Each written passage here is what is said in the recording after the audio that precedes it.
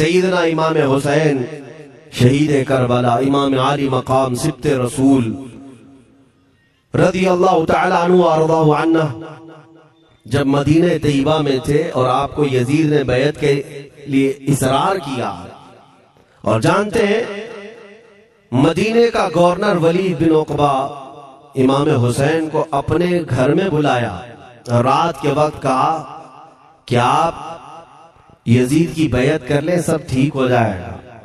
आपने एक तारीखी जुमला फरमाया था, आज वो सब मुसलमानों को याद होनी चाहिए। इमाम हुसैन ने ये नहीं कहा मैं हुसैन रसूलुल्लाह का नवासा यजीद की बैत करूंगा फासिक को फाजिर की, ये नहीं कहा आपने। तवज्जो चाहता हूं, आपने ये नहीं फरमाया, बल्कि ये फरमाया मुझ जैसा उस जैसे की बैत कैसे कर सकता है। ये क़यामत तक आने वालों के लिए मैसेज है, हुसैन जैसा कभी भी यजीद जैसे की बैत नहीं कर सकता, और ना ही वैसों की ताकत को वो मान सकता है। और अल्हम्दुलिल्लाह हमारी माओ ने बचपन से हमें हुसैन को ही सुनाया है, यजीद को नहीं। इसलिए आज अगर किसी तख्त पर यजीद बैठा हो तो हमें डर नहीं लगता इस बात का कि वो गर्दन उड़ा देगा, हमें इस बात का खौफ नहीं लगता कि फांसी पर चढ़ा देगा। हमें इस बात का यकीन है कि अगर हमारे टुकड़े भी हो जाएंगे तो इंशाअल्लाह हमारी रूह करबला जरूर पहुंचेंगी। इमाम हुसैन के साथ क़यामत के दिन उठाए जाएंगे, हक बात करते हुए अगर दुनिया से जाएं। अजीज़ान गिरामी वक़ार, मैं तारीख की चंद झलकियां आपके सामने रखूंगा। मुझे हुक्म भी हुआ है, बहुत जल्दी वक्त खत्म हो जाएगा, समेटना है। मैं चंद मिसालें आपके सामने रखता हूं। ताकत किसे कहते हैं, कुव्वत किसे कहते हैं। जिम में जाकर बॉडी बनाने वाला ताकतवर है, काजू बादाम खाने वाला ताकतवर है, मुक्के मारने वाला ताकतवर है। कौन है ताकतवर? ताकत किसे कहते हैं? मेरे अजीजों, असल ताकत तो ये है कि तुम इस्तेमाल अपने हाथ पैर कुछ भी ना करो, लेकिन खलबली दूसरों में मची रहे। ये असल ताकत है, ये रब ताला की तरफ से दी हुई होती है इनाम में। वरना आप सोच सकते हैं कि हुसैन आजम के साथ जो लोग आए थे वो कुल काफिला कितना था। अलग अलग रिवायतें, इमाम हुसैन के साथ 135 लोग थे, बाज रिवायात में है 96 थे, 96 लोग थे, बाज रिवायत में 82 थे। शहीद होने वालों की तादाद 72 है।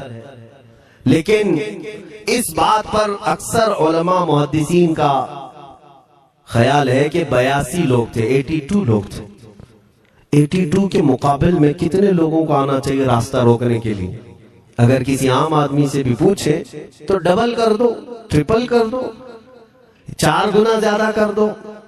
नहीं, 82 को रोकने के लिए पहले 1000 लोग आए, फिर वो 1000 के बाद 4000 प्लस आए, 5000 लोग सिर्फ 82 लोगों को रोकने के लिए आए रास्ता। फिर ये लोग 4 दिन तक रास्ता रोकते ही रहे, 5000 लोग मिलकर। 10वीं मुहर्रम होने से पहले पहले फिर तकरीबन 16000 लोग आए, यानी तकरीबन पूरे टोटल मिलाकर 22000 के करीब, 21000 समथिंग कुछ। 22000 की फौज क्या माने रखती है? किसको रोकने के लिए? 82 लोगों को। इसी से समझ में आता है असल ताकत किसे कहते हैं। ताकत इसी को कहते हैं कि उधर 3 दिन के भूखे और प्यासे हैं, उनके खीमों में साजो सामान भी नहीं, जंग के असबाब भी नहीं, और वो जंग की नीयत से भी नहीं गए। उसके बावजूद 22000 के सीनों में जो खलबली मची है, दुनिया इसी को समझ नहीं पा रही है। अगर दुनिया ये समझती है क्वांटिटी का नाम ताकत है तो हम उसको रद्द करते नहीं, क्वालिटी का नाम ताकत है। ईमान ये असल ताकत है। और एक तारीखी बात मैं आपके सामने रखता हूं। इमाम हुसैन का रास्ता रोकने के लिए सबसे पहले यजीद की फौज से जो शख्स आया था उसको हुर बिन यजीद कहते हैं। हुर बिन यजीद रियाई 1000 का लश्कर लेकर के ये इमाम हुसैन का रास्ता रोकने आए। 2 दिन तक इधर उधर घुमाते रहा, और जब जब नमाजें होती रही, इमाम हुसैन मुसल्ला इमामत पर है और ये यजीदी इक्तिदा भी कर रहे हैं। हर जमात इमाम हुसैन के पीछे हो रही है। लेकिन मैं आपको बताता हूं 10वीं मुहर्रम से पहले इमाम हुसैन ने खुतबा दिया और यजीदियों से कहा, क्या तुम मेरी हैसियत को नहीं जानते? मैं फातिमा ज़हरा का बेटा हूँ, हैदर कर्रार का नूर नजर हूँ, रसूलुल्लाह का नवासा हूँ। मेरी निस्बतें क्या तुम्हें नहीं मालूम? तुम मेरे खून से अपने हाथों को न रंगो। मैं तुम्हारे पास ऑप्शन रखता हूं, मैं इस रास्ते से अपने वापस मदीने की तरफ जाता हूं या किसी साहिल की तरफ या दिमश्क जाऊंगा। जंग करना नहीं चाहता तुमसे। ये 3 ऑप्शन जब इमाम हुसैन ने रखा तो यजीदियों ने एक को भी कबूल नहीं किया। वो जंग करना ही चाहते थे, इमाम हुसैन के खून के साथ खेलना ही चाहते थे। लेकिन जो हुर बिन यजीद है, तवज्जो चाहता हूं, जो खुद इमाम हुसैन का रास्ता रोकने के लिए आया, उसके दिल में ये बात आई और उसने आकर के 10वीं मुहर्रम को यजीदियों से कहा, मियां मान लो हुसैन की बात, 3 में से कोई एक बात मान लो, हम जंग नहीं करना चाहते, वो रसूलुल्लाह के बेटे ही तो हैं। तो सारे जो सिपह सालार बड़े बड़े थे, अमर बिन साद, शिमर वगैरह, हुर बिन यजीद से कहने लगे, तुझे कौन कहता है फैसला करने के लिए? तू सिपाही है, 1000 की नफरी तेरे साथ दी गई है, बस अगर तुझे हमारे साथ रहना है तो मैदान में जमा रहे, वरना चला जा, तू सुलह की बातें मत कर। हुर बिन यजीद उसी दिन 10वीं मुहर्रम को उन यजीदियों से कहता, अच्छा अगर तुम मेरे इस बात को नहीं मानते तो तुम्हारी सिपह सालारी तुम्हें मुबारक, मैं हुसैन के खीमे में जा रहा हूं। जो यजीद की तरफ से आया था वो किधर चला गया? मौला हुसैन के खीमे में। कब? सिर्फ 10वीं मुहर्रम, एक रिवायत में 9वीं मुहर्रम को, एक दिन पहले इमाम हुसैन के खीमे में आया, दस्तबोसी की, माफी मांगी और इमाम हुसैन ने कहा, अब तुम जा सकते हो अपने घर। हुर बिन यजीद ने कहा, मैं उस वक्त तक अब आपका साथ नहीं छोड़ूंगा जब तक मेरे जिस्म में आखिरी सांस बाकी रहे, मैं आपके साथ रहूंगा। अब इमाम हुसैन की वफादारी में आने वाला कौन था? इसलिए मैं आपको एक चीज दे जाता हूं मेरे अजीजों, अल्लाह अज़्ज़ व जल की कुदरत के फैसले हैं, वो जब चाहता है कहीं से भी किसी को हिदायत अता फरमाता है। वो बातिल कुव्वतों के मौजूद पलने वाला बच्चा भी कभी रब तबारक व तआला हिदायत देता है, उसे आलिम बनाता है, और कभी काबे की छांव में पलने वाले को मौला अबू जहल भी बनाता है, गुमराह कर देता है। हुर बिन यजीद मौला हुसैन के पास आ गए। जो बात मुझे कहनी है उसके लिए मुझे इतना वाकया बयान करना पड़ा है। मैं असल पॉइंट की तरफ आता हूं, क्यों मैं ये बयान कर रहा हूं। जब 10वीं मुहर्रम को जंग शुरू हुई, अमर बिन साद ने तीर चलाया, तो जानते हैं खीमा हुसैन की तरफ से सबसे पहले मैदान में उतरने वाला यही हुर बिन यजीद ही, यही उतरे अपने घोड़े पर सवार होकर उन्हीं यजीदियों से लड़ने के लिए जिनकी फौज में ये आए थे, उनके मुकाबले में लड़ने के लिए गए। और जब लड़ने की इब्तिदा हुई, सुबह से दोपहर के करीब तक वो लड़ते रहे, जवाल तक। अब जो बात कहना है तवज्जो से सुनो।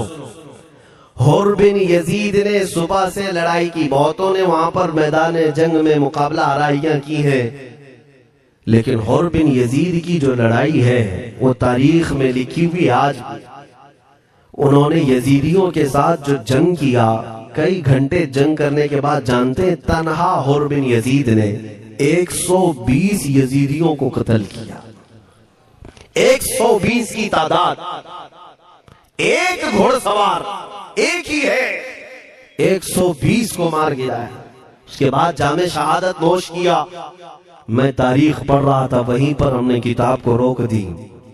बहुत सारे लोग करबला के वाकयात में इमाम हुसैन के खानदान के बच्चों के शहादत तो बयान करते हैं, उनके जिस्म कट गए, उनके ऊपर घोड़े दौड़ाए गए, लेकिन तुम ये नहीं जानते कि हुसैनी शहजादों ने बातिल कुव्वतों के कैसे छक्के छुड़ाए।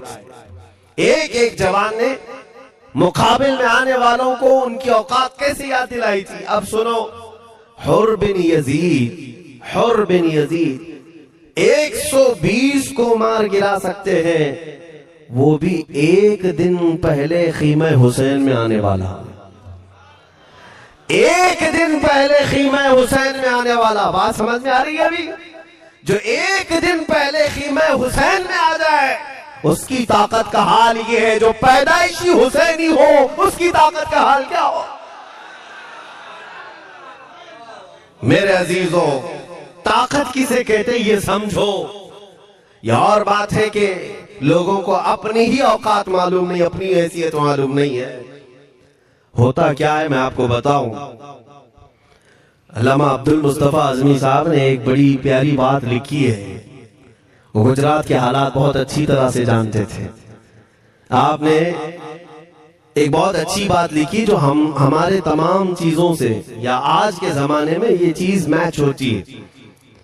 एक ताजिर तिजारत करने के लिए निकला, उसके पास कुछ कीमती हीरे थे, कीमती हीरे थे, और वो हीरों की तिजारत करता था और एक चोर उसके पीछे पड़ गया। और वो चोर रोजाना वो चोरी करने के चक्कर में रहता था कि जब रात को ये ताजिर सोए तो मैं ये हीरे निकाल लूंगा। लेकिन 2-3 दिन जब जब वो ताजिर सोता था वो पूरे हीरे चेक करता था, कहीं नहीं मिलते थे। थक गया चोर।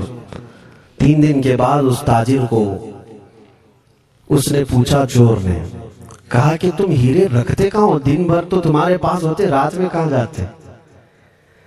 तो उस ताजिर ने कहा, अकल का अगर तू इस्तेमाल करता तो तुझे बात समझ में आती। रोजाना मैं तेरे ही जुब्बे में रात को ये हीरे रखकर खुद सो जाता। वो अपना नहीं तलाश करता, इसका तलाश करता, बिला तशबीह बिला तमसील। मेरे अजीजों, तुम्हारे पास जो ताकत है तुम्हें उसका अंदाजा नहीं। तुम जो मोहब्बत मुस्तफ़ा सल्लल्लाहु अलैहि वसल्लम की शमा अपने सीने में रखते हो, मौला करीम का वादा है तुम्हारे साथ, काना हक्कन अलैना नस्रुल मोमिनीन। रब ताला फरमाता हमने अपने ऊपर लाजिम कर लिया है कि ईमान वालों की मदद करें। और हमने मदद देखी है, रब ताला की मदद देखी है। आज के इन हालात में मुझे बताओ, भौंकने वाले भौंक ही रहे, बाकी तुम्हारा क्या बिगाड़ लिया, क्या तुम्हारा खराब किया? बस ये है कि तुम अपने अंदर खलबली मत बचाओ और ज्यादा खौफ और हिरास में मत जियो। अल्हम्दुलिल्लाह मुसलमान है, मोमिन है, किसी चोर कौम से तुम्हारा रिश्ता नहीं है। तुम दुनिया की उस अजीम कौम हो जो सिर्फ और सिर्फ अपने रब ताला के हुजूर झुकती है, और अपने रब तबारक व ताला के हुजूर ऐसे झुकती है। मैं चैलेंज के साथ कहता हूं, पूरी दुनिया में कोई कम्युनिटी, कोई कौम ऐसी नहीं है जो अपने खुदा को देखने के बाद ही झुकती है। जिसकी भी जाओ, उनके खुदाओं की तस्वीर वहां पर सामने होती तभी झुकते हैं। वो चाहे ईसाई हो, यहूदी हो, कोई भी हो, उन्होंने कोई ना कोई या मूर्ति बनाई है या तस्वीर बनाई है, तब वो झुकते हैं। तन्हा तुम ईमान वाले हो जो आज तक अपने खुदा को देखा नहीं लेकिन हर दिन सजदा करते हो, तुम्हारा ये ईमान है। और कुरान में शुरू में ही अल्लाह ताला ने जो तारीफ फरमाई सूरह बकरा में, युमिनून बिल गैब, अल्लाह फरमाता है ये वो लोग हैं जो गैब पर ईमान रखते हैं, देखा नहीं। और दुनिया में करोड़ों मस्जिदें होंगी, किसी मस्जिद में अल्लाह की तस्वीर है? किसी मस्जिद में? और या तुम्हें सलातो सलाम पढ़ने के लिए मेरे आका की तस्वीर देखने की जरूरत है? यही तो तुम्हारा ईमान है मेरे अजीजों। मेरे आका को हमने दिल में बसा रखा है, और जब हुजूर पाक की याद आई, बगैर तस्वीर देखे हम खड़े हो जाते हैं। और उनकी मोहब्बत वैसी होती है, हमें किसी तस्वीर और मूरत को देखने की जरूरत भी नहीं होती। तुम्हारी खुसूसियात बहुत हैं। अल्लाह रब्बुल इज्जत ने तुम्हारी पेशानियों को महफूज रखा है, किसी ऐरे गैरे के सामने झुकने नहीं दिया। पेशानी मुकद्दस है तुम्हारी। हाँ, ये तो नहीं है कि तुम किसी दरख्त पर भी चले जाओ, पत्थर पर भी चले जाओ, चूहे पर भी झुक जाओ, सांप पर भी झुक जाओ, नहीं है। एक सहाबी है, ईमान लाने के बाद वो कहते हैं, या रसूल अल्लाह सल्लल्लाहु अलैहि वसल्लम, दो वाकयात ऐसे हैं जो जमाने जहालत में हम करते थे। एक वाकया याद करता हूं तो रोना आता है, और एक वाकया याद करता हूं तो हंसी आती है। हुजूर ने फरमाया वो दोनों क्या है बताओ। उन्होंने कहा पहला वाकया तो ये है जिसको याद करके रोता हूं कि जवानी में जब हमारे घर बेटी पैदा होती थी तो हम उसका गर्दन मरोड़ कर दफन कर देते थे। आज मुझे एक बात याद आती है तो रोना आता है कि हमने ऐसे कई बच्चियों को दफन कर दिया। अरब वाले दामाद बनाना नहीं चाहते थे और बेटियों को पहले ही मार देते थे। ये वो सहाबी कहते हैं अब याद आती है बात तो रोना आता है। मेरे आका सल्लल्लाहु अलैहि वसल्लम ने फरमाया फिर हंसी किस बात पर आती है। कहते हैं जमाने जहालत में हमारे खुदा जो होते जिनकी हम इबादत करते थे, तो जब सफर में जाना होता था तो आटा गूंद करके खुदा बना लेते थे, क्योंकि सफर में जाना है और हर जगह उनको साथ में रखना था खुदा को। वो साहब कहते हैं सफर के खुदा और होते थे, हवा का अलग, पानी का अलग, मिट्टी का अलग, सब लेकर के चलते थे। फिर हुजूर ने फरमाया हंसी किस बात पर आती है। वो कहते हैं बीच रास्ते में अगर खाना खत्म हुआ तो कभी खुदा का हाथ तोड़ के खाते थे, कभी पैर तोड़ के खाते थे। अरे मेरे अजीजों 1400 साल बाद आज जब आप हंस रहे हैं, उस सहाबी को तो इस बात पर हंसी आती होगी। मैं ये बात सिर्फ इसलिए अर्ज कर रहा हूं कि शुक्र मनाओ अल्लाह रब्बुल इज्जत का कि तुम्हें रब तबारक व तआला ने उस कौम में पैदा किया है जिसका माथा सिर्फ वहदहू ला शरीक की बारगाह में झुकती है। तुम ईमान वाले हो। और मैंने आयत यही तिलावत की खुतबे में, वला तहीनु वला तहज़नु व अंतुमुल अअलौना इन कुंतुम मुमिनीन। घबराओ मत, परेशान मत हो, तुम सबसे ज्यादा सरबुलंद रहोगे अगर तुम ईमान वाले हो। ये कुरान की आयत है। ईमान किसे कहते हैं? ईमान किसे कहते हैं? यानी अल्लाह ने फरमाया अगर तुम ईमान वाले हो तो सबसे ज्यादा कामयाब हो। अब हम पूछते हैं रसूल पाक से ईमान किसे कहते हैं?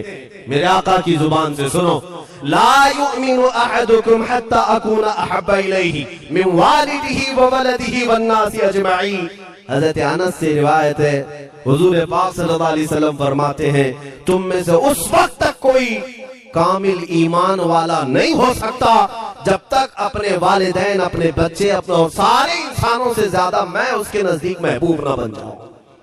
हुजूर से कामिल मोहब्बत जब तक ना करोगे तब तक ईमान भी कामिल नहीं है। खुलासा कलाम यही है कि मोहम्मद से वफा तूने तो हम तेरे हैं, ये जहां चीज है क्या लौह कलम तेरे। बस इसी बात पर आपको आना है। इकबाल भी ये कहता है, मैं जर्मनी गया, यूरोप का सफर किया, वहां की तरक्कियों को देखा और वो लोग बहुत आगे बढ़ रहे थे। मैं इसीलिए सफर किया कि मैं वहां तहकीक करके आऊं, देखूं, अपनी कौम को आकर के मैं बताऊं मुसलमानों को कि किस फील्ड में तुम जाओगे तो कामयाब होंगे। साइंस में, फिजिक्स में, ज्योग्राफी में, केमिस्ट्री में, मैथ्स में, कौन सी फील्ड में तुम जाओगे तो ज्यादा माहिर होगे। कई साल इकबाल ने वहां की खाक छानी, तहकीकात किया और वापस जब आया अपनी कौम की तरफ, अल्लामा इकबाल कहते हैं मैं सारी दुनिया वहां की यूरोप की छान करके आया, यही देखने गया था कि मेरी कौम किस मैदान में उतरे तो कामयाब होगी। तो लोगों ने पूछा क्या वो तुम्हें राज मिल गया? वो कहते हाँ मुझे राज मिल गया। लोगों ने पूछा किस मैदान में उतरे? तो इकबाल कहता है मैं तो राज को पहुंचा, अपनी कौम को बताता हूँ तुम्हारी तरक्की का राज सिर्फ इतना ही है कि मोहम्मद से वफा तूने, कि मोहम्मद से वफा तूने तो हम तेरे हैं। ये जहां चीज है क्या लौह कलम तेरे। सारी कामयाबी का असल राज मेरे आका से बेइंतहा मोहब्बत है। मैं दीनी शख्सियात की बात अपनी जगह पर, जो जिसको आप दुनियावी उलूम कहते हैं, लाओ मैथ्स का कोई बहुत बड़ा माहिर रियाजीदान या कोई साइंटिस्ट आपको ऐसा लगता हो, लाओ मेरे आला हज़रत इमाम अहमद रजा फाजिल बरेलवी के सामने। जानते हैं आप उस आला हज़रत फाजिल बरेलवी ने 55 उलूम पर अपनी तहकीकात लिख दी है। बाकी जानते कितने थे वो अल्लाह ही बेहतर जाने। एक बात मैं आपको बता रहा हूं, मैथ्स में, मैथमेटिक्स में उनके पास ऐसी ऐसी इजादात थी। एक किताब आला हजरत ने लिखी है ज्योमेट्री पर, आज के बच्चे जो कॉलेज पढ़ते हैं वो जानते होंगे। ज्योमेट्री की भी कई उसमें अक़साम लिखी गई हैं, और आला हजरत ने एक किताब लिखी है कश्फुल इल्ला अन सिमतिल क़िबला, क़िबला पहचानने का इल्म। तुम तो आज वो कंपास लेकर के पहचानते हो ना, अब तो मोबाइल में आ गया, मोबाइल को घुमाओ, इधर दिखा रहा उधर, उधर दिखा रहा उधर क़िबला। मेरे अजीजों, इस्लाम मशीनों से नहीं चलता है। इसका सेल चला गया तो क्या तुम्हारा इस्लाम चला जाएगा? इसकी बैटरी चली गई तो क्या तुम्हारा दीन चला जाएगा? नहीं, इस्लाम मुकम्मल कवायद और ज़वाबित के साथ है। सारी मशीनें खत्म भी हो जाए, इस्लाम ने तुम्हें कायदे बनाकर दिखाए हैं, प्रैक्टिकल। ये क़िबला पहचानने का इल्म होता है। शहर का तूलुल बलद अर्जुल बलद देखना होता है, बहुत सारी उसमें चीजें, उसकी सतह समंदर से ऊंचाई कितनी है, फिर सितारों को देखा जाता है, फिर पहचाना जाता है क़िबला, उसको हिसाब में लगाया जाता है। आला हजरत ने ये जो किताब लिखी, पूरे 1400 साल में आला हजरत की ये किताब, जिसमें 10 कायदे खुद उन्होंने इजाद किए, उनसे पहले किसी ने नहीं लिखी, खुद उन्होंने इजाद किए। और उसके बाद आला हजरत ने चैलेंज के साथ कहा कि मैंने, फकीर ने ये 10 कायदे इजाद किए हैं, इस पर कोई अमल करके क़िबला पहचानना चाहे तो उस पर अमल करके खड़ा हो जाए। अगर हिजाबात हटा दिए जाएं तो काबा उसकी नाक के सामने होगा। आला हजरत ने लिखा है काबा ऐन उसकी नाक के सामने होगा। परफेक्ट कायदे उन्होंने लिखे। ये कायदे कहां से आए? हिसाब, मैथमेटिक्स। जो अलीगढ़ के प्रोफेसर अपने फंसे हुए मसाइल हल करने के लिए आला हजरत के पास आए, वाकयात आपने सुने होंगे। अब मैं आपसे कहता हूं, बहुत बड़े प्रोफेसर साहब अलीगढ़ के, वो लंदन या ऑक्सफोर्ड जा रहे थे या जर्मनी जा रहे थे कुछ मैथ्स के फंडे हल करने के लिए। आला हजरत के खलीफा ने उन्हें मशवरा दिया कि चले मौलाना अहमद रजा साहब बरेली में रहते, उनसे बात कर लेंगे। पहले तो उन्होंने मजाक उड़ाए, मौलवी लोगों का काम है, प्रोफेसर जिसमें फंसा हुआ है। उन्होंने कहा लंदन और जर्मनी जाने में जितना खर्चा आता है उससे कम ही बरेली को लगता है, एक बार ट्राई कर लीजिए। वो आए आला हजरत के यहाँ, वो मौलाना सैयद सुलेमान साहब के कहने पर जब आला हजरत के पास आए, असर का वक्त था, अजान हो चुकी थी, आप मस्जिद की तरफ जा रहे थे। प्रोफेसर साहब से मुलाकात हुई। आला हजरत ने पूछा कैसे आना हुआ? उन्होंने कहा एक बहुत पेचीदा मसले में फंस गया हूं, मैथ्स का, रियाजी का, हिसाब का हल नहीं होता, इसके लिए मैं बाहर का सफर कर रहा था। आपके शागिर्द मौलाना सुलेमान साहब ने कहा कि आपसे मिलने। आला हजरत ने कहा दिखाएं क्या मसला है? उन्होंने कहा इतने शॉर्ट टाइम में ये हल नहीं होगा, नमाज के लिए आप जा रहे हैं। आला हजरत ने फरमाया फिर भी दिखाओ। आला हजरत को उन्होंने वैसे ही खड़े दिखाया। देखते ही आला हजरत ने उंगलियां रखी और कहा इसका यहां से, इसका यहां से, फलां का यहां से, इस तरह आप लगा करके देख ले, मैं असर की नमाज से फारिग होकर आता। वो प्रोफेसर साहब कहते हैं उन्होंने चुटकियों में यूं हल किया, मैं जब बैठ करके उस मसले को लगाया तो तुरंत 2 मिनट में वो मसला हल हो गया। अब जिसके लिए मैं ये वाकया अर्ज कर रहा हूं, सुनो। वो हैरत में आंखें फटी फटी रह गई उस प्रोफेसर साहब की। उधर नमाज होने के बाद आए आला हजरत, तो वो अशश करने लगे। कहा मौलाना साहब मैं पहली मर्तबा देख रहा हूं कि मदरसे का कोई मौलवी मैथ्स के इतने टफ फंडे को हल कर लेता हो।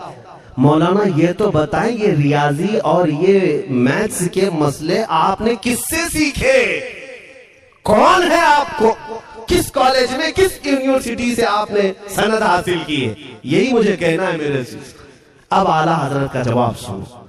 कहते हैं जनाब मैंने अपने वालिद से सिर्फ प्लस माइनस और मल्टीपल के मसले सीखे, जमा, नफी और ज़रब हमारे वालिद साहब ने बस इतना ही सिखाया। और उस वक्त बचपन में मुझे मंतिक, फलसफा, ये सब किताबें पढ़ने का शौक था। मैं हिसाब के, ज्योमेट्री की किताबें लेकर बैठा। मेरे वालिद आए, देखा, पूछा अहमद रजा क्या पढ़ रहे हो? मैंने दिखाया ये मंतिक है, फलसफा है या हिसाब की किताबें हैं। मेरे वालिद ने वो किताबें अपने हाथ में ले ली और कहा, जा रसूलुल्लाह की हदीसें पढ़, सदके में सारे इल्म दे दिए जाएंगे। आला हज़रत फरमाते, उसके बाद मैंने अपनी जिंदगी मेरे मुस्तफा के कदमों में लगा दी। ये जो आप देख रहे हैं ये मेरे मुस्तफा के कदमों से छन कर मुझे मिला है। बस बात समझ जाओ, ताकत इसी को कहते हैं। नबी पाक सल्लल्लाहु ताला अलैहि वसल्लम से बेइंतहा मोहब्बत करने वाला वो दुनिया के किसी मैदान में भी तन्हा नहीं होता, तन्हा नहीं होता। अजीजा ने गिरामी वकार, मैं इस बात की तरफ आपको ले जाता हूँ। एक सहाबी हजरत सलमा बिन अकवा रदियल्लाहु ताला, इनको राजिलु रसूलिल्लाह कहा जाता है। हुजूर सल्लल्लाहु अलैहि वसल्लम के ऐसे सिपाही जितने गज़वात में गए, जितनी जंगों में गए, कभी घोड़े पर नहीं बैठे, पैदल। और वो ऐसा पैदल चलते थे कि कोई घोड़ा भी उनके साथ नहीं पकड़ पाता उनको जब वो भागते थे। घोड़ा भी अपनी तेज रफ्तारी के बावजूद उन्हें नहीं पकड़ पाता। उनको लक़ब मिला था राजिलु रसूलिल्लाह, चल करके सफर करने वाला रसूलुल्लाह का सिपाही। एक बार ऐसा हुआ, एक बनु कारा का शख्स जिसका नाम अब्दुर्रहमान है, ये मुनाफिक था, खबीस था। इसने तकरीबन 400 लोगों को जमा किया, अपने हम मिजाज लोगों को, और मदीने पर रात के वक्त एक बागीचे पर हमला किया, पूरे बागीचे को आग लगा दिया। और उसके बाद फिर जो खजूरें थी वहां से सब लूट लिया, लूट करके अपने घोड़ों पर रख लिया और निकल पड़ा। उस वक्त सिवाय हजरत सलमा बिन अकवा के कोई नहीं था। उधर 400 लोग लूट मार कर रहे हैं और खजूरें जमा कर रहे हैं, और ये तन्हा साहबी। इस साहबी का हाल ये घोड़ा भी नहीं होता था कभी नहीं। अब इनको जलाल आया कि मेरे मुस्तफा के शहर की एक खजूर भी मैं बाहर जाने नहीं दूंगा जो चोरी करके जा रहा है। उसके बाद आपने पीछा करना शुरू किया। और हकीकत देखें, आप जब हदीस पढ़ेंगे, आला हजरत ने अल-मलफूज में भी इसको नकल फरमाया। जब तक मैं ये हदीस पढ़ रहा था, इतनी हंसी भी आती है और उनकी इस बहादुरी पर दिल खिल जाता है और सीना चौड़ा होता है कि वो अकेले किस बात पर भाग रहे थे। उनके पीछे 400 लोगों के पीछे भाग रहे। अच्छा, कोई ये कहे कि नादान आदमी है, 400 लोगों को नहीं देख रहा, अकेला भाग रहा है, हो सकता है इनको कोई कह दिया हो, लेकिन मुझे हैरत उन 400 पर हो रही है जो एक से डर के भाग भी रहे थे। वो भी भाग रहे हैं, एक दौड़ा रहा है और 400 भाग रहे हैं। वो अब्दुर्रहमान कारा का रहने वाला कारी भागा जा रहा है और सबसे कह रहा है, सलमा बिन अकवा से अपनी अपनी जान बचा लो। इसीलिए मैं कहता हूं ये बुज़दिल कौमें हैं, मेरे मुस्तफा के गुलामों का मुकाबला करने की सकत नहीं रखती, जिसके सीने में इश्क़ मुस्तफा हो। 400 भागते रहे और ये भगाते रहे बहुत दूर तक। जब हज़रत सलमा बिन अकवा भागते थे तो घोड़े भी पीछे पड़ जाते, और आप जैसे जैसे कोई घोड़सवार आता उसकी टांग पकड़कर खींचते और उसकी गर्दन पर पैर रखते, फिर आगे निकल पड़ते थे। न जाने कितनों को उन्होंने तनहा अपने हाथों से गिराया, कोई मुकाबला करने को तैयार नहीं। गिराते भी हैं और उनकी गिरी हुई खजूरें जमा भी करते हैं कि मुझे मदीने वापस ले जाना है। उस सहाबी को मैं पढ़ता हूं, अजीजा ने गिरामी खजूरें जमा करते रहे और उन्हें भगाते रहे। आखिर में वो 10-10 की टुकड़ियों में बदल गए। वो अब्दुर्रहमान कारा का रहने वाला कहने लगा, एक साथ मत भागो, ये अकेले सबको भगा रहा है, 10 इधर जाओ, 10 उधर जाओ, 10 उधर जाओ। जालिमों, पलट कर मेरे मुस्तफा के गुलाम का मुकाबला करके देखते, लेकिन किसी से नहीं हुआ। वो पहाड़ की चोटियों में चले गए। हजरत सलमा बिन अकवा पहाड़ पे भी चढ़ने लगे। तो अब्दुर्रहमान कारा वो कहता है वहीं से चीख करके, सलमा बिन अकवा तुमको क्या चाहिए, क्यों पीछा कर रहे हो? कहा, मैं शहर रसूल की एक खजूर भी जब तक तुम्हारे पास होगी पीछा करता रहूं। उसने वहीं से अपने सारे साथियों को पुकार कर कहा, सारे लोग खजूरें फेंक दो, अपनी जान बचा लो। सबों ने खजूरें दे दी। हजरत सलमा बिन अकवा पूरी खजूरें जमा की, कितनों को रोनते हुए वापस आने लगे। जानते हैं, एक साहबी और है हजरत अबू कुतादा, जिनको फारिसु रसूलिल्लाह कहा जाता है। उनका घोड़ा दौड़ता हुआ उनको दौड़ाता हुआ हजरत अबू कुतादा उस पर हैं और 10 लोग और साथ हैं। वो हजरत सलमा बिन अकवा की मदद के लिए आ गए। जब वो आए तो ये अक्सर को तो गिरा चुके थे, खजूरें ले भी चुके थे। हजरत अबू कुतादा 10 सहाबा के साथ जब आए, हजरत सलमा बिन अकवा की और मदद हो गई। अब ये मदीने आने लगे तो तवज्जो चाहता हूँ। हजरत सलमा बिन अकवा ने पूछा, मैं तो अकेला दौड़ा रहा था, कोई मुझे न देखा था, न ये वाकई की किसी को खबर थी, तुम यहाँ तक कैसे आए? तुमको किसने भेजा मेरी मदद के लिए? मुसलमानों याद रखो, मेरे मुस्तफा की वफादारी में जब कोई निकलता है तो कहां से मदद आती है अंदाजा भी नहीं होता। हजरत सलमा बिन अकवा ने उनसे पूछा, अबू कुतादा से, तुम आए कैसे? हजरत अबू कुतादा ने जो जवाब दिया वो और ताज्जुब का था। कहा, हमने नहीं देखा, हमको मालूम भी नहीं तुम किसके साथ गए हो, हमें ये वाकया भी नहीं मालूम, लेकिन हम अपने खीमे में बैठे थे, हमारा ये घोड़ा दौड़ता हुआ है, ये घोड़ा दौड़ता हुआ आया और दोनों पैर बार बार उठा करके हिनहिनाने लगा। मेरा घोड़ा ऐसा कभी करता नहीं, वो जिहाद में जाने वाला घोड़ा है, फर्माबरदार है। अबू कुतादा ने उसको सहलाया, लेकिन फिर भी वो खामोश नहीं हुआ। हजरत अबू कुतादा कहते, मैं पहचान लिया, वो अपनी पीठ पर मुझे सवार करना चाहता है। मैं इसकी पीठ पर बैठ गया। मेरे साथी भी ताज्जुब में थे, इतनी वक्त गुजर जाने के बाद घोड़े को न भूख लगी है न प्यास लगी, ये कहां ले जा रहा है? अबू कुतादा कहते, ये घोड़ा है जो तुझ तक हम सबको ले आया है। हजरत सलमा बिन अकवा ने कहा, हाँ मुझे याद है, जब मैं उन 400 को दौड़ा रहा था तो तुम्हारा घोड़ा मुझे देख रहा था। पता ये चला दुनिया का हर जानवर भी मेरे मुस्तफा का वफादार है। अगर तुम नबी पाक सल्लल्लाहु अलैहि वसल्लम की इज्जत व हुर्मत के लिए उठते हो तो चूंटियां अपने सुराख में तुम्हारे लिए दुआ में मशगूल हो जाती हैं, मछलियां पानी में तुम्हारे लिए दुआएं करती हैं। अजीजा ने गिरामी वकार, आज मैं अपने जुमलों को समेटते हुए ये बात कहता हूँ, धोरा जी की सरजमीन मैंने कभी सुना नहीं या कभी आपसे मुलाकात नहीं की, लेकिन इतना बड़ा मजमा हमें जो सुनने के लिए बैठा है, लोग मुसाफे के लिए आए, फूल हार पेश किए, टूट पड़ते हैं मुलाकातों के लिए। मैं अक्सर जलसों में भी और अपने प्रोग्रामों में ये कहता हूँ, मुझे जो आप इज्जत की निगाह से देखते हैं या मिलना चाहते हैं या देखना चाहते हैं या सुनना चाहते हैं, तो वो इसलिए नहीं है कि किसी बाप का, बड़े बाप का बेटा है या किसी सियासी पार्टी का नेता है। आपकी जो मोहब्बत है वो सिर्फ इसलिए है, ये नाज ये अंदाज हमारे नहीं होते, झोली में अगर टुकड़े तुम्हारे नहीं होते, या रसूल अल्लाह जब तक के मदीने से इशारे नहीं होते, रोशन मेरी किस्मत के सितारे नहीं होते। जो कुछ भी इज्जत मिली है हमें आज, वो किसी और सलाहियत की वजह से नहीं।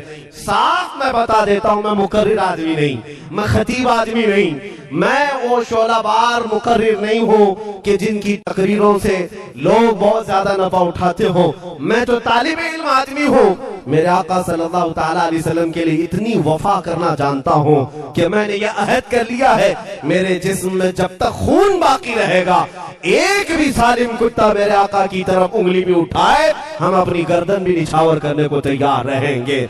मेरे आका सल्लल्लाहु ताला अलैहि वसल्लम के लिए कुर्बानी का जज्बा है, इसलिए मेरे आका ने ये इज्जत अता की है। फिर मुझे ये कहने का हक भी है, जब तक बिके न थे तो कोई पूछता न था, या रसूल अल्लाह तुमने खरीद कर हमें अनमोल कर दिया।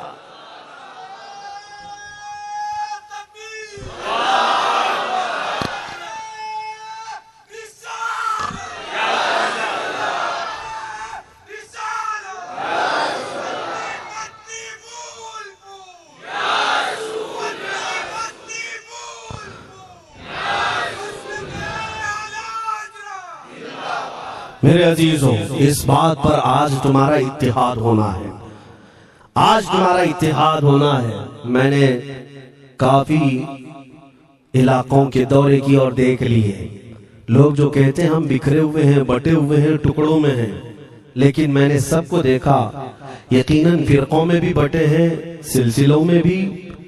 हालांकि सिलसिलों में इख्तिलाफ होना नहीं चाहिए, जो सलासिल हक्का हैं वो सब मदीने तैयबा की नहरें, इख्तिलाफात नहीं, लेकिन उसके बावजूद बटे हुए लोग हैं। एक दूसरे से मुसाफा नहीं करना चाहते, एक दूसरे के पीछे नमाजें नहीं पढ़ना चाहते, जो खाली सुन्नी होकर भी, ईमान वाले होकर के भी।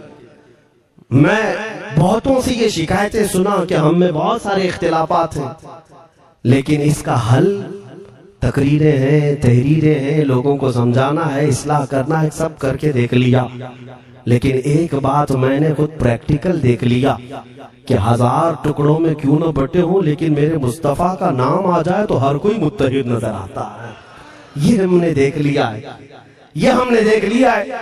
किसी भी पीर से बैत क्यों ना हो, मैं दूसरों की बात नहीं करता, लेकिन मैंने पूरे हिंदुस्तान के कोने कोने में देखा है जाकर के, किसी भी सुन्नी सयूद अकीदा पीर से बैत क्यों ना हो, अगरचे उसके आपस के झगड़े हों, लेकिन हमने एक मजमे में मुझे सुनने वालों को, ऐसे इख्तिलाफ वालों को भी देखा, दोनों सुन रहे हैं, लेकिन जब हमने पूछा मेरे मुस्तफा करीम की इज्जत पर बात आए तो तुम में से कौन खड़ा हो सकता है, हर इख्तिलाफ रखने वाला भी ये कहता है या रसूल अल्लाह, ये जिस्म भी तुम्हारा, ये जान भी तुम्हारी, करो तेरे नाम पे जा फिदा, न बस एक जा दो जहां फिदा, दो जहां से भी नहीं जी भरा, करूं क्या करोड़ों जहां नहीं, ये हर एक का नारा है।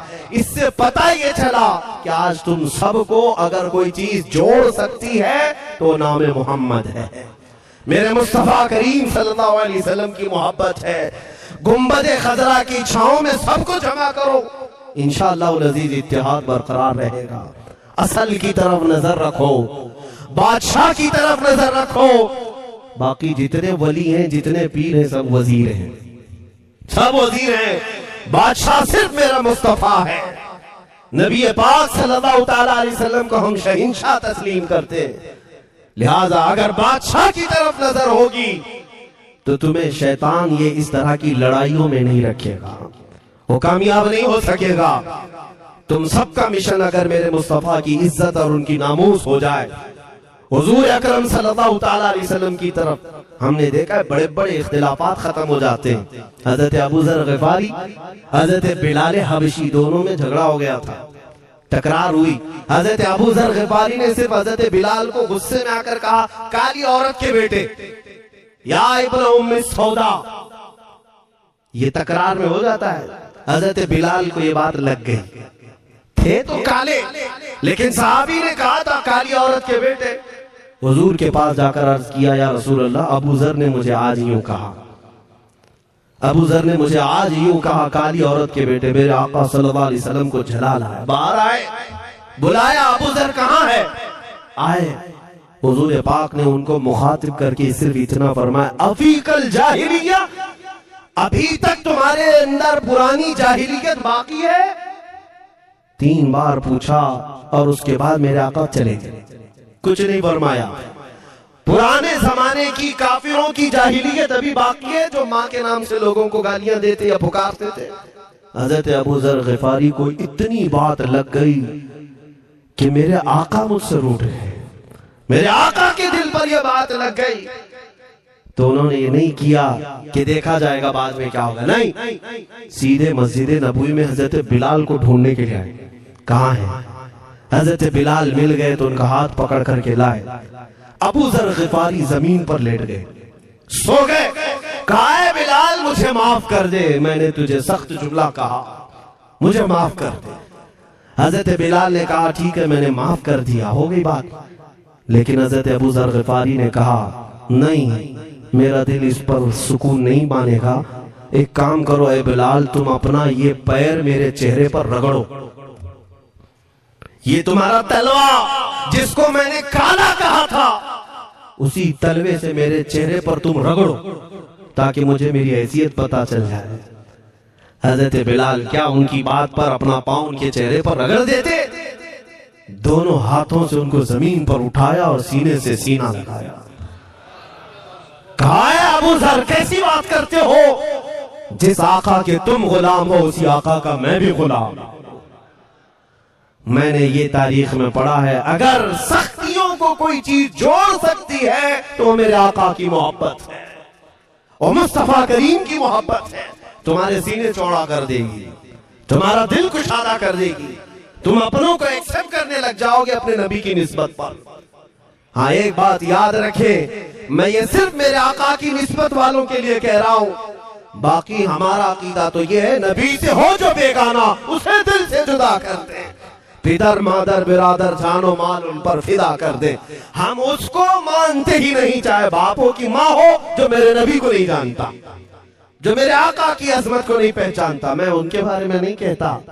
हाँ, हमारे एक उस्ताद बुजुर्ग उन्होंने फरमाया था कि बेटा बात करने का लहजा नरम रखना हमेशा। बहुत सारे लोग हमारी तकरीरों को अभी अभी जो सुनते हैं वो कहते हैं बहुत कड़क बोलते हैं, सख्त बोलते हैं। मेरे अजीजों, पिछले 15 साल से करते हैं हम तकरीर, अखलाकियात पर, तसव्वुफ पर बहुत सारी नरम अंदाज में गुफ्तगू करने के हम आदी थे।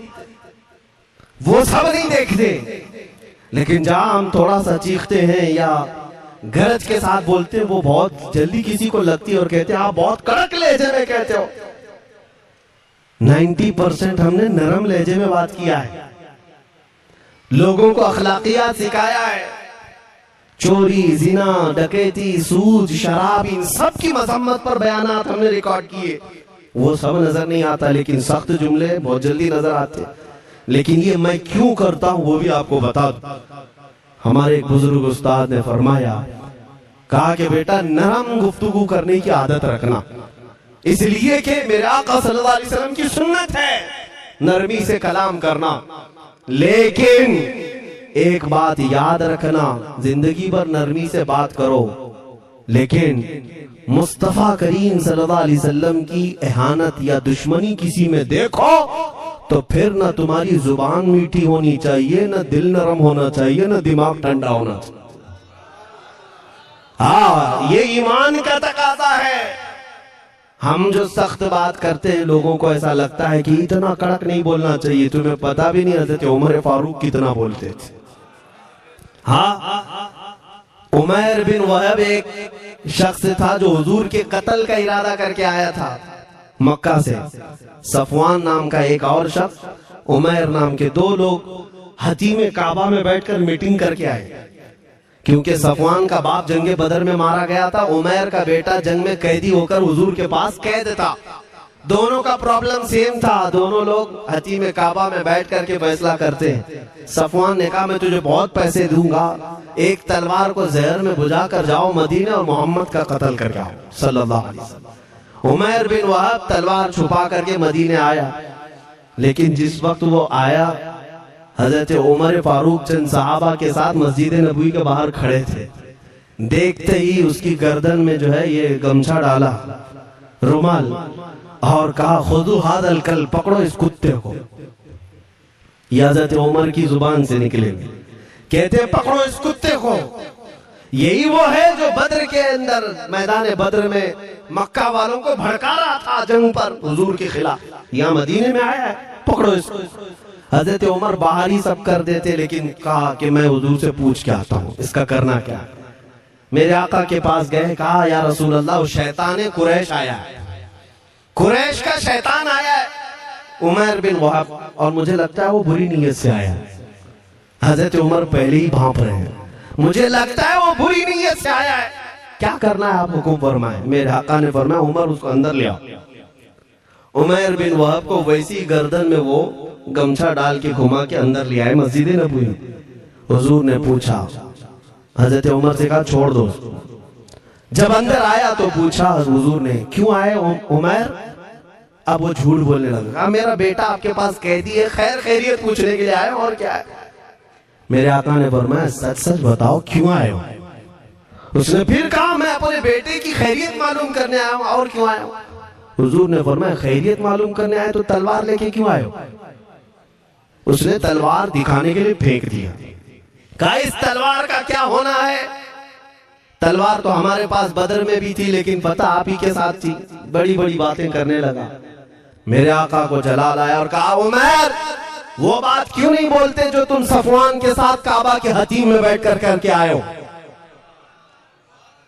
मदीने में बैठा रसूल खाने काबा में होने वाली गुफ्तगू को सुन रहा। दूर और नजदीक के सुनने वाले वो काने लाले करामत पे लाखों सलाम। ये हदीस मौजूद है, सही हदीस है। इसी हदीस के तर्जुमानी करते हुए हम तो ये अकीदा रख ही सकते हैं ना, हम यहाँ से पुकारे वो वहां से सुने, मुस्तफा की समाअत पे। हाँ, ये अकीदा बरेली वाले का जो है वो अपने पेट का अकीदा नहीं, ये सहाबा का अकीदा है।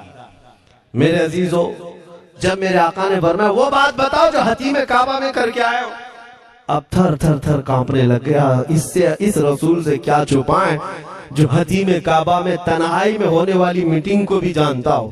कहा अब मैं क्या बताऊं जब आपको सब मालूम है। अब मैं जो कहना चाहता हूं वो ये है, अशहदु अन्नका मुहम्मदन रसूलुल्लाह, मैं गवाही देता हूं कि आप मोहम्मद अल्लाह के रसूल हैं सल्लल्लाहु। ईमान ले आए। अब सुनिए मेरे अजीजों, ईमान लाने के बाद हुजूर पाक सल्लल्लाहु अलैहि वसल्लम ने तलकीन फरमाई कि अब इस्लाम पर कायम रहो, ईमान पर बरकरार रहो। कत्ल करने के लिए आया, मेरे मुस्तफा का गुलाम बन गया। अब उसके बाद हजरत उमर क्या कहते हैं, हजरत उमर जो गमछा गले में डाल के अंदर लाए थे, अब गले में हाथ डालकर बाहर ले जाते हैं। और बाहर जो साथी खड़े थे उन सबको मुखातिब करके कहते हैं, लोगों सुनो। हजरत उमर के अल्फाज सुने, कहते हैं थोड़ी देर पहले ये जो शख्स तुम देख रहे हो, मुझे खिंजीर इससे अच्छा लगता था। अल्लाह, ये लफ्ज भी है, वल्लाही इन्नी लअहब्बु खिंजीरन मिन हादा। कहते हैं कि इससे बेहतर मैं खिंजीर को समझता था क्योंकि ये दुश्मन रसूल था। लेकिन अब सुनो ऐ लोगों, अब मेरे सगे बेटे से ज्यादा मुझको ये अजीज है, इसलिए कि मेरे आका का गुलाम। यही ईमान है, यही ईमान है। अजीज़ान गिरामी, खुलासा कलाम मेरी बात का यही है, मोहम्मद की मोहब्बत दीन हक की शर्त अव्वल है। इसी में हो अगर खामी तो सब कुछ नामुकम्मल है। इकबाल ने क्या खूब कहा था, अगर पहचानना हो तो मेरे अजीजों पहचानो, तुम मेरे आका सल्लल्लाहु अलैहि वसल्लम के कदमों तक अगर पहुंच गए तो यही दीन है। बमुस्तफा बरसा खैश के दी हमऊस, गर्ब उन रसीदी तमाम बुलहबीस। अपने आप को हुजूर तक पहुंचा दो, इसी का नाम दीन है। और अगर वहां तक नहीं पहुंच सके, जिंदगी पूरी अबू लहब की तरह है। हो ना ये फूल तो बुलबुल का तरन्नुम भी ना हो, चमने दहर में कलियों का तबस्सुम भी ना हो ना ये साकी तो मैं भी ना हो, खुम भी ना हो, बस में तौहीद दुनिया में ना हो, तुम भी ना हो। या रसूल अल्लाह, खीमा अफलाक का इस्तादा उसी नाम से है, नबज़ हस्ती तपश आमादा उसी नाम से है। दश्त में दामने कोहसार में मैदान में है, बहर में मौज की आगोश में तूफान में है, चीन के शहर मराकश के बयाबान में है, और पोशीदा हर मुसलमान के ईमान में है। वो मेरे आका की जात ही है, हर जगह है, और उसी की तरफ हमें सबको मुतवज्जे होने की जरूरत है। ताकत किसका नाम है, मैंने शुरू इसी बात से किया था, इसी पर खत्म करता हूँ। ताकत और कुव्वत सिर्फ बॉडी बनाने को नहीं कहते, ताकत और कुव्वत सिर्फ और सिर्फ काजू बादाम खाने को नहीं कहते। ताकत और कुव्वत उसके अंदर है जो देखने को अगरचे कमजोर लगता हो, लेकिन दुश्मनों के सीने उसकी याद से ही आज भी खलबली मच जाती हो। हमने देखा है 100 साल पहले की बात, आला हज़रत इमाम अहले सुन्नत फाजिल बरेलवी इमाम अहमद रजा खां, नाम तो हर बच्चा जानता है आज, और अपनों से ज्यादा गैर भी जानते हैं और थरथराते भी हैं। लेकिन क्या कभी तुमने आला हजरत की सीरत में ये पढ़ा कि उनका जिस्म कैसा था? उनका जिस्म कैसा था? बहुत लहीम शहीन, चौड़े सीने वाले, बड़े बाल वाले, ऊंचे चेहरे वाले?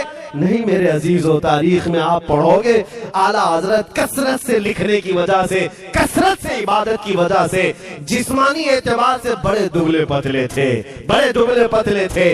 लोग देखने वालों ने ये कहा है जिस्मानी साख्त ऐसी नहीं थी कि कोई पहलवान नजर आता हो, दुबले पतले थे, नहीफ थे, देखने में कमजोर लगते थे। लेकिन मजाल है जब वो आशिक रसूल का कलम चलता था, कलम चलता था, और वो भी यूं पुकार कर कहता था ये रजा के नेज़े की मार है, क्यादू के सीने में गार है, किसे चारा जोई का वार है कि ये वार वार से पार है। और फिर उन काफिरों को कहा था उस इमाम अहले सुन्नत ने, किल के रजा है खंजरे खूंखार बरकबार। ये कोई दावा नहीं कर सकता आज। किल्क किसको कहते हैं समझा भी देता हूं मैं आपको। किल के रजा, आला हज़रत अपने कलम को कह रहे हैं, किल्क मतलब कलम, रजा का कलम कैसा है? खंजरे खून खार बरकबार, यानी खून पीने वाला खंजर और चमक पैदा करने वाली जो बिजली होती है। आला हज़रत बड़े नरम दिल भी थे, रहम दिल भी थे। अपनों को जब नवाजते थे तो बेहिसाब नवाजते थे। आजिजी ऐसी के बच्चों से भी माफी मांगते, आजिजी ऐसी। और अपने पीर खाने पर जाने की बात आए तो चप्पल कितनी दूर छोड़ जाए। गुरूर और घमंड की बात नहीं, लेकिन जब मेरे मुस्तफा के दुश्मनों से मुकाबले की बात आती तो यूं कहते, तुम क्या समझते हो किल के रजा है खंजरे खूंखार बरकबार, आदा से कह दो खैर मनाए न शर करे। ये बात ईमान के तकाजे की है। मैं आज हर आलिम से मिंबर पर बैठे हुए और हर मोमिन से यही कहना चाहता हूं, जो मेरे मुस्तफा की इज्जत की बात आए सर चढ़कर बोलना सीख जाओ। मेरे आका ने फरमाया है, जालिम और जाबिर बादशाह के सामने हक बात का ऐलान करना सबसे अफजल जिहाद है। और ये तो कर ही सकते हो। उन पाखंडियों को लफ्ज़ जिहाद से भी डर लगता है और लफ्ज़ जिहाद पर ही बड़ा प्रोपेगेंडा करते हैं। मुझे इस बात का कोई खौफ नहीं। हाँ, लोग ये कहते हैं मौलाना जिहाद के लफ्ज पर थोड़ा साइड होकर के बात कर लेते हैं। तुम बुज़दिल क्यों बने जा रहे हो? लफ्ज़ जिहाद एक पाकीज़ा लफ्ज है, मुकद्दस लफ्ज है। इस लफ्ज को अगर निकाल दिया तो मेरे आका की आधी सीरत खत्म हो जाएगी। कैसे बताओगे नबी पाक की सीरत? बदर को क्या कहोगे? तकरार हुई थी। खंदक, ओहद, तबूक, खैबर, ताइफ, ये सब को क्या कहोगे? तकरार हुई थी। जिहाद लफ्ज है, सेल्फ डिफेंस का नाम है। इतना हक तो हर एक को है मेरे अजीजों। लेकिन ये तो आज मैं ये बात भी नहीं कर रहा हूं तुमको तलवार उठाओ, बंदूक उठाओ, गोली मारो, बंदूक से लो, ये सब बातें तो हम करते भी नहीं, हमें जरूरत भी नहीं। लेकिन हमें पता है हमारे अल्फाज ही काफी हैं। मेरे आका सल्लल्लाहु ताला अलैहि वसल्लम की मोहब्बत जिसके सीने में हो, मेरे आका ने जब ये फरमाया है कि हक बात का ऐलान करना सबसे अफजल जिहाद है, तो इस पर तो हर कोई आज अमल कर सकता है। हक बात कहो, मिंबरों से कहो, और ट्रस्टियों से भी कहता हूं उलमा को कहने की आजादी भी दो, जो बुज़दिल न बनाए, खौफ न रख रजा जरा, तू तो है अब्दे मुस्तफा। एक बात समझ करके चले, हम मुल्क के खिलाफ, कानून के खिलाफ नहीं बोलना चाहते। मुल्क हमारा भी है, देश हमारा भी है, और यहाँ के कवानीन जिस पर हम अमल कर रहे हैं, खुशी से अमल कर रहे हैं। लेकिन इन जालिमों ने क्या बना दिया है, इनके नजदीक देश पूरा मोदी है। हाँ, इन साहब के बारे में मत बोलो, वो देश है, कल को अगर नहीं रहे तो देश चला जाएगा। मेरे अजीजों, किसी व्यक्ति, किसी शख्स की गलत पॉलिसियों पर तनकीद करने का नाम देश के खिलाफ बोलना नहीं है। हम अपने देश से मोहब्बत ऐसी करते हैं, ऐसी करते हैं। आज भी आजादी का दिन है ना, आजादी का दिन है। ये लगे हाथों ये बात कह करके गुजरता हूं। आज भी जाकर के देखें, इंडिया गेट पर सबसे ज्यादा शहीदों के नाम जो लिखे गए वो मुसलमानों के हैं। इनको क्या पता है 1857 से जो अंग्रेजों के खिलाफ लड़ रहे थे, ये लड़ रहे थे। आजादी का परचम सबसे पहले बुलंद करने वाला कोई संगी नहीं था, वो शहीद टीपू सुल्तान था। सबसे पहले तोपमैन हिंदुस्तान का, अंग्रेजों के खिलाफ आवाज बुलंद करने वाला, पूरे अंग्रेज उसके खिलाफ खड़े थे। इनको आज बोलने की तौफीक भी नहीं मिलती। और उसके अलावा वो उलमा की बात कहां चली गई आज? अंग्रेज तारीखदान ने लिखा है कि सबसे ज्यादा हमें खतरा हिंदुस्तान में मुसलमानों से था, और हमने दिल्ली से लेकर कश्मीर तक कोई एक झाड़, कोई एक दरख्त बाकी नहीं था जिसमें हमने एक आलिम को लटकाया नहीं था फांसी पर। जिनकी तादाद गिनी गई है तो तकरीबन 26,000 उलमा को इन्होंने फांसी दी थी, दिल्ली से लेकर कश्मीर तक। मुझे बताओ, जजीरा अंडमान निकोबार में किसको भेजा है? मौलाना फजल हक खैराबादी, इनायत अहमद काकोरवी, ये तमाम वो लोग हैं। अल्लामा इनायत अहमद काकोरवी, जिनकी किताब आज तकरीबन हर मदरसे में पढ़ाई जाती है, इल्म सिखा। ये किताब यहाँ चटाई पर बैठकर लिखी हुई नहीं, उस जेल की दीवारों पर लिखी हुई किताब। उसको पढ़ करके आज बच्चे आलिम बनते, हम भी पढ़े।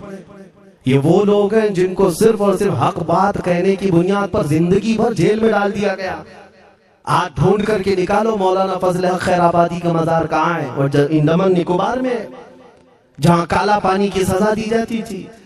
किफायत अली काफी का नाम सुना है मेरे अजीजों? ये नाम का जिक्र आना तो हक बनता है आज की रात जरूर।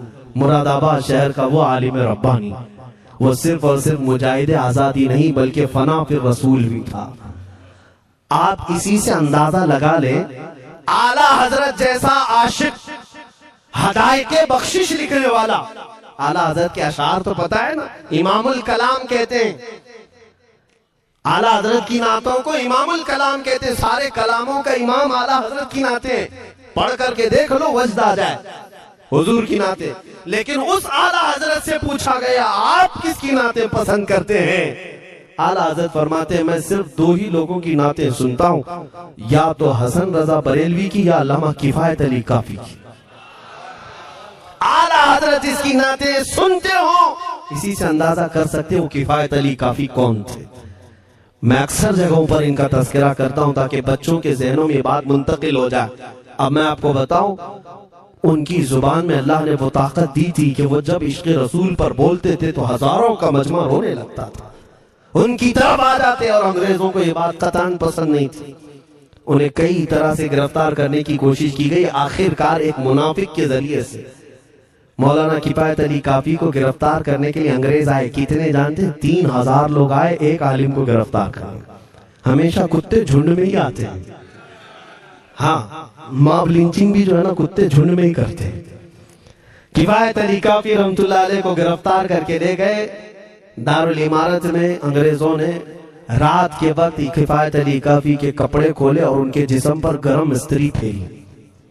इस्त्री से पूरा दागते थे और जब चमड़ी जल जाती थी तो उस पर नमक छिड़कते थे। हफ्ता भर तक अल्लामा किफायत अली काफी को उन्होंने ये दर्दनाक सजाएं दी। बीच में कई मर्तबा उनको सामने ऑफर रखा, तुम बदल लो अपनी बातें, छोड़ दो अपनी इस कौम को वरगलाना, छोड़ दो ये सब जो तुम तकरीरें करते हो, हम अपने हुकूमत में तुम्हें ले लेंगे, वजीफा भी देंगे, ओहदा भी देंगे। किफायत अली काफी रहमतुल्लाह अलैह ने फरमाया, तुम गलत जगह हाथ मारे हो।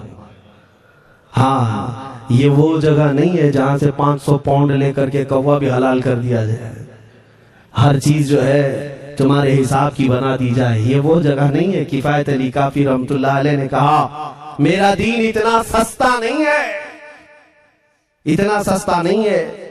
उसके बाद उन्होंने कहा, तो फिर तुम मरने के लिए तैयार रहो। कहा, खुशी से। 8 दिन के बाद उनको एक चौराहे पर ले जाकर फांसी का फंदा लगाया गया और पूरे मजमे में आपको फांसी के लिए चढ़ाया गया।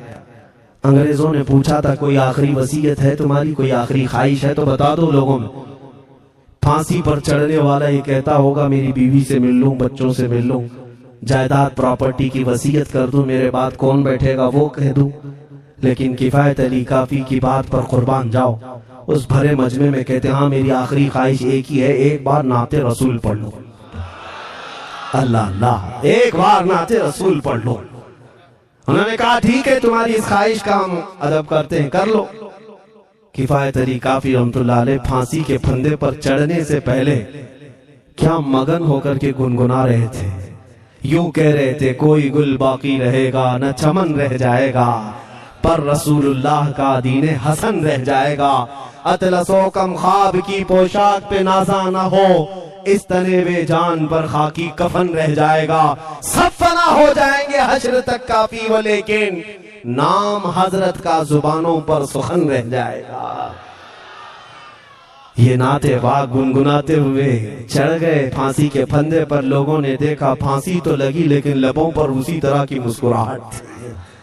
क्यों? ये राज है मेरे अजीजों, मरने वाला ही जानता है। फंदा बाद में लगता है, आमिना का लाल पहले तशरीफ लाता है।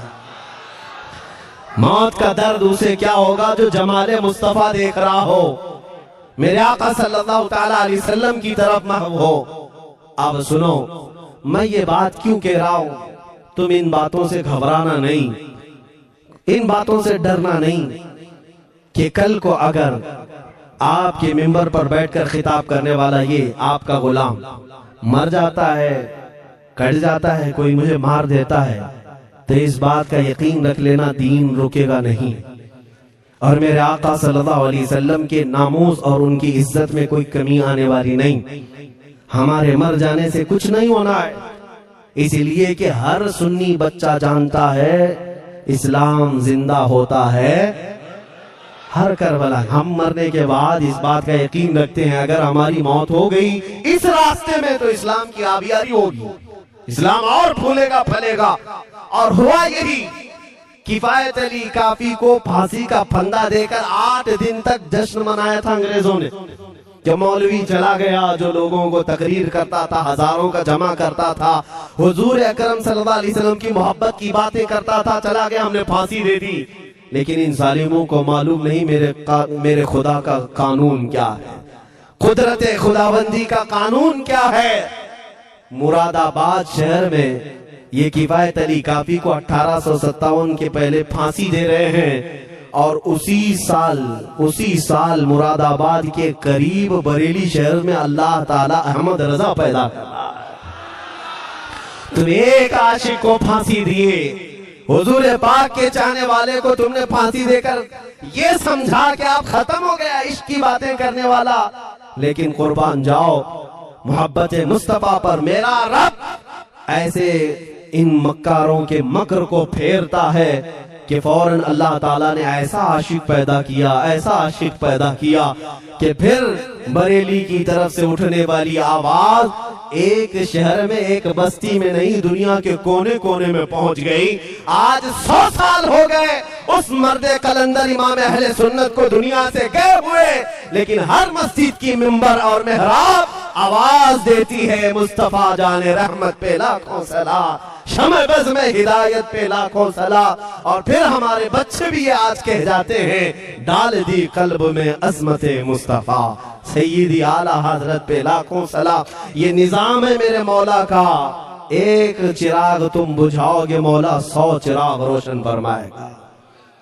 हाँ, इंशाअल्लाहुल अज़ीज़ इस बात पर हम सबको जमा होना है। अल्लाह करीम हमें हमारी खोई हुई ताकत और कुव्वत अता फरमाए। आप रब तबारक व तआला की बारगाह में ये दुआ करें कि ऐ रब्बे दुल जलाल, जब तक जिंदगी बाकी है मौला मुझे तेरे नबी के वफादारों में शुमार फरमा। इसलिए मैं जब भी हुजूर की बारगाह में अरीजा पेश करता हूँ तो ये जरूर कहता हूँ, आका बद हैं तो आपके, भले हैं तो आपके, टुकड़ों पे यही के पले हैं, रुख किधर करें, तुझसे जो मुंह छुपाएं तो करें किसके सामने। या रसूल अल्लाह, क्या किसी और से तवक्को नजर की है? हमारा मानना तो ये है, मैंने देखा भी है अपने बच्चों को, और हम कहते हैं मेरे आका की बारगाह में, आका गुनहगार तो हो गए लेकिन आपके गद्दार नहीं है, गद्दार नहीं है। जब तक गद्दार नहीं होंगे मेरे आका की तरफ से तुम्हारे लिए हमेशा इस्तिकबालिया खुला रहेगा। आओ मेरे अजीजों, इस बात पर मैं गुफ्तगू को खत्म करता हूँ आज के इस उर्स मुबारका में। और आज आजादी की ये रात है, हम बारगाह मुस्तफा में अरीजा पेश करते हैं, या रसूल अल्लाह, आपको इस वतन से बूए वफा आई थी, मेरे आका इस वतन की तरफ नजरे करम फरमा दे। क़यामत तक आने वाली हमारी नस्लों में मेरे आका सिर्फ आपके आशिक ही पैदा हो, कोई गद्दार ना पैदा हो।